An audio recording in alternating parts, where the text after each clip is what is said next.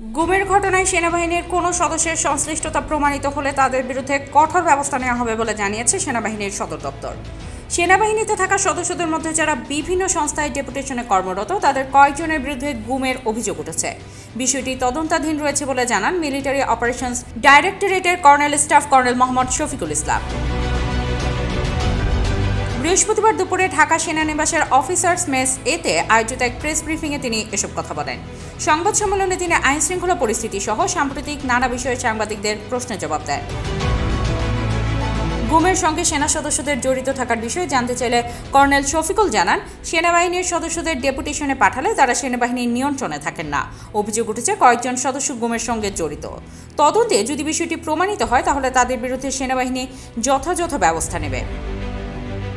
ভুক্তভোগী পরিবারদের উদ্দেশ্যে শফিকুল বলেন, যদি কেউ নিজের নিরাপত্তা নিয়ে সেনাবাহিনীর কাছে সহযোগিতা চান তাহলে আমরা যথাযথভাবে সহযোগিতা করব।